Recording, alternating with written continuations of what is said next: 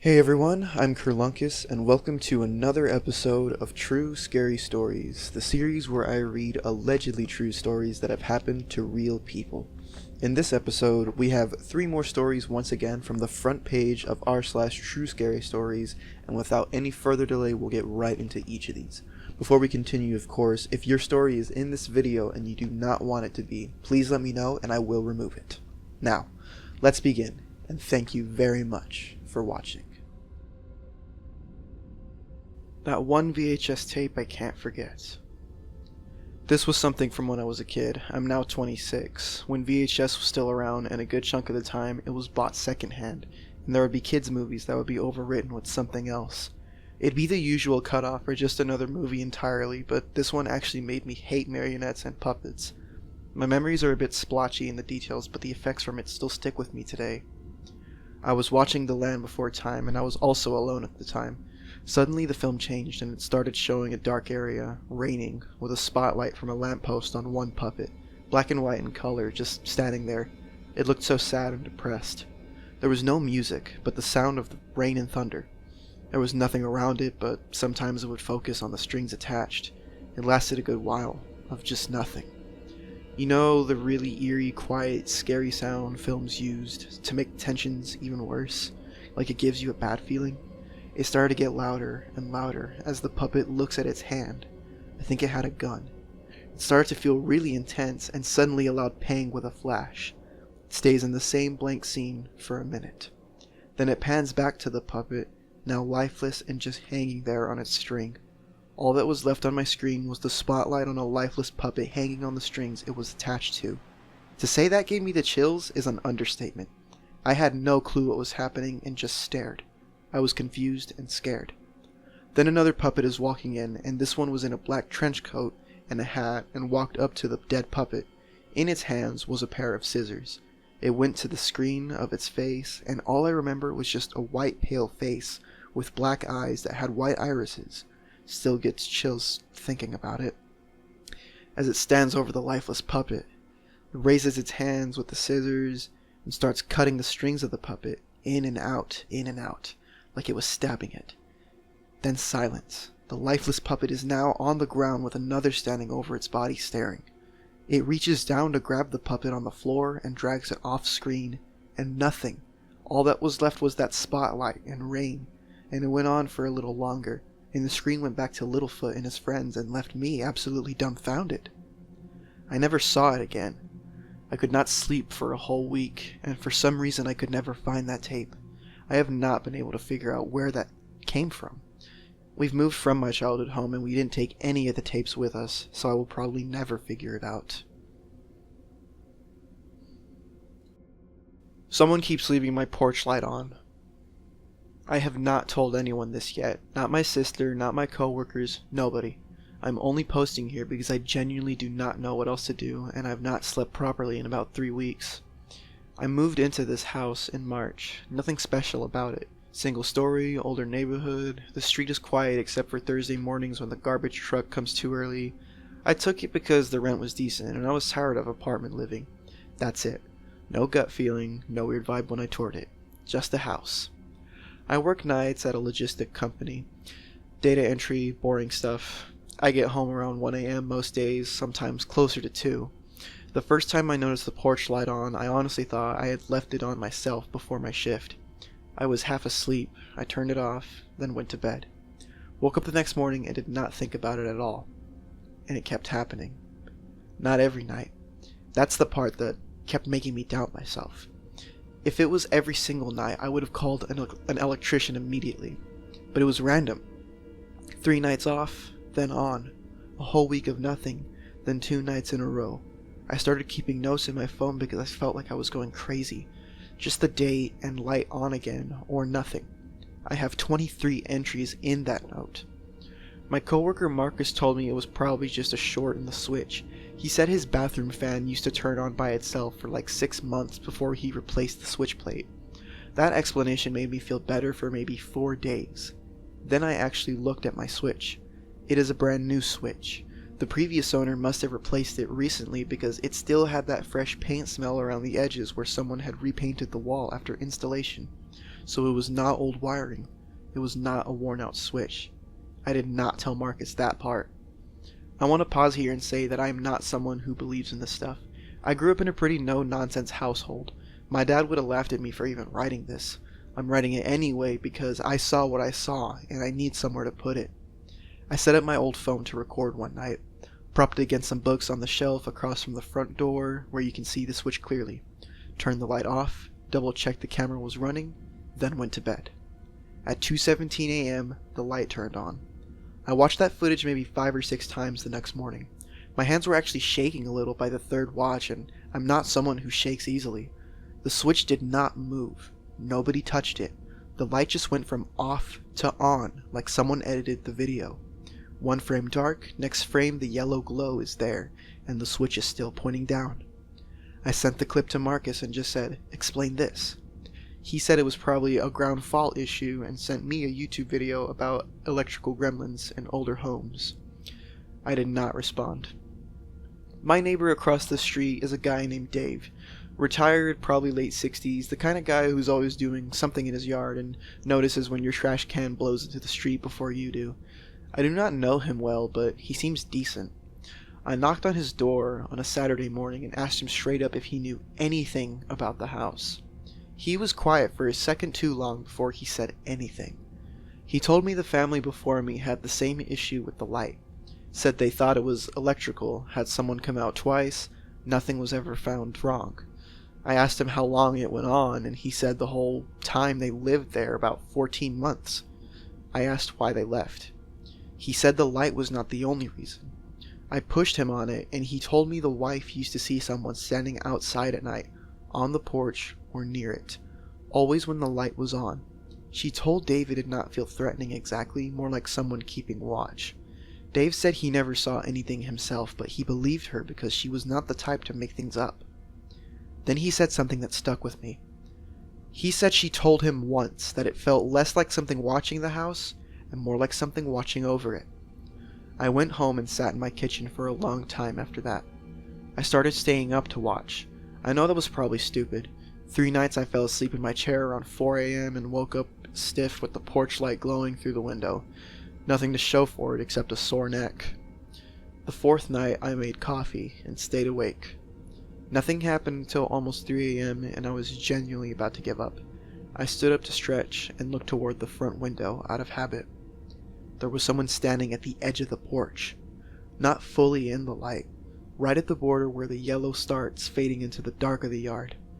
Standing with their back mostly toward me, like they were looking down the street, very still, the kind of still that felt deliberate. I stood there for I do not know how long, probably not as long as it felt. Eventually they just walked away, normal pace, down the sidewalk, and then they were gone past the edge of my window. I did not sleep that night. I sat in that chair until the sun came up. I called the non-emergency line the next day. The officer came out, looked around, and said there were no signs of anything, probably just a neighbor out for a late walk. She was nice about it, but I could tell she thought I was being paranoid. Maybe I was. I filed the report anyway. That was about 2.5 weeks ago. Here is the part I've been putting off writing. Last Tuesday I was up late again, not even watching for anything. I just couldn't sleep. I was on my phone in the dark living room. I looked up at the window for no reason, just one of those random glances. There was something at the far end of the street. I say something because I do not know what else to call it. It was standing in a way that was not quite right. I cannot fully explain what I mean by that. The shape was off somehow, the proportions maybe, or the way it was holding itself. It was too still in the way that thing on my porch was still, but worse. And it was facing my house. I watched it for maybe 2 minutes.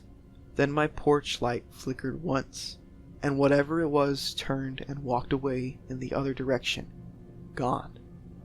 I have not touched the porch light since then. I do not know what the figure on my porch is. I do not know if it is connected to the light or if I'm just pattern matching because I'm scared and sleep deprived. My sister keeps texting me, asking why I seem off, and I keep telling her work is stressful. But I keep thinking about what Dave said. Watching over it. I do not know what is at the end of that street. I do not want to know. And as long as that light keeps coming on by itself, I think I'm gonna leave it alone. I will update if anything else happens.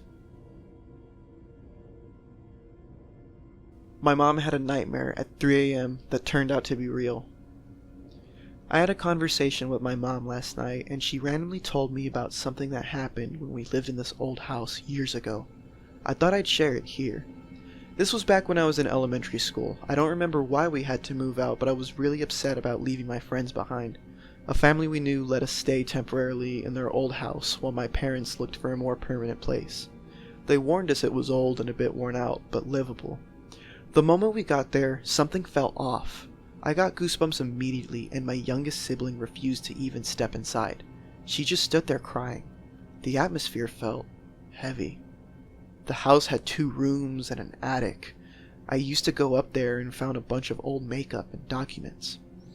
On the first night, my sister kept tossing and turning and eventually moved to the other side of the bed. The next morning, she told me and made me promise not to tell her mom that she saw a little girl sitting on top of the closet just staring at us. We ended up fighting because I thought she was just trying to scare me, but after that, neither of us wanted to sleep on that side of the bed anymore. A lot of weird things happened during our stay, but this one stuck with me the most. My dad is a painter, and at the time he was out of town for a few days. One night, my mom had a nightmare. In her dream, she saw a man sitting in the living room with a little girl beside him. They were both staring at her, mouthing something she couldn't understand. Then suddenly she saw my dad behind her, grabbing her shoulders and telling her to wake up because my sister had a fever. He also said it was 3 a.m. and that there were 2 men outside trying to break in. My mom woke up immediately and checked the time. It was exactly 3 a.m. My sister, who was sleeping next to her, was burning up with a fever. My mom rushed to the living room and turned on the outside lights. Right after that, she heard a loud thud on the door, followed by footsteps running away. I asked her if she was just trying to scare me, but she insisted it really happened. She also told me something I didn't know before. The owners of that house used to run a funeral home business. My sister even joked that the makeup we were messing with back then was probably used for that.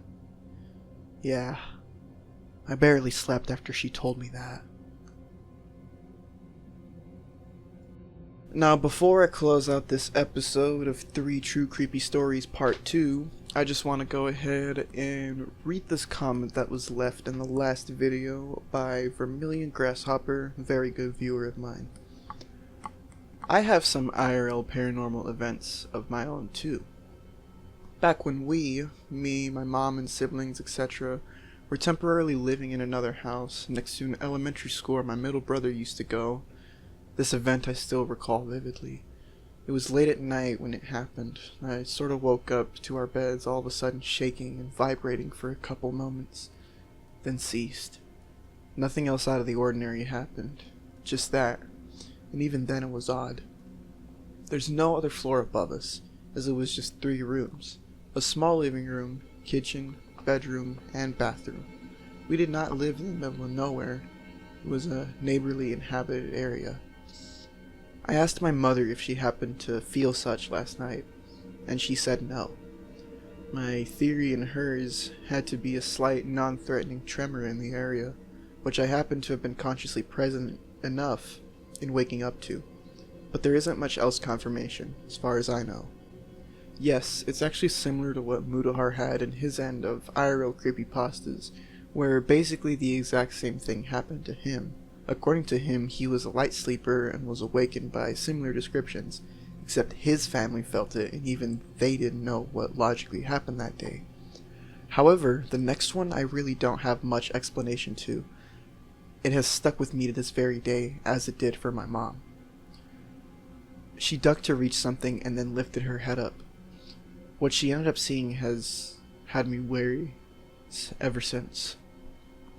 Apparently she ended up seeing what she seemed to have described, a mummified encounter. The humanoid was wrapped with bandages, according to her, vanishing just as soon as she saw it. She doesn't always like us mentioning such event to her, but how can I not? Like, what? Bear in mind that my mother heavily disliked lying, and what she saw was very much real. She's very mentally sound and healthy too. Yet despite rational explanations, there isn't much unmasking there. Apparently rumor has it that the woman who inhabited the house before us did have an unusual hobby. Said person's disposition told you that she tapped into forces beyond our own. What my mom saw probably had to be an aberration left behind by that stranger. But considering this came from my father, take it with a pinch of heavy salt. Still though, that seemingly ghostly sighting couldn't be faked and impossible to do so. Maybe one can make the argument of illusionary holograms from someone unseen projecting it, but that seems way too convoluted for a simple scare. Nevertheless, these oddities make one think thrice about reality, doesn't it? In regards to other paranormal happenings, I recommend looking into time slip phenomena. The closest humanity has seemingly time traveled without the use of DeLoreans or other technological methods is unintentionally time slipping. Yes, unintentionally. Said anomalies can happen to anyone in such a randomizing, unprecedented ways. However, making such happenings generally have scary factor or implications. Imagine if you go out on a walk. It has happened to people young or old, only to end up in a different time shift beyond or way behind yours. Will you ever come back? Maybe all of those missing or nameless people belong to other realities or timelines. And now that we've covered that comment, I just wanted to say thank you all very much for watching these videos.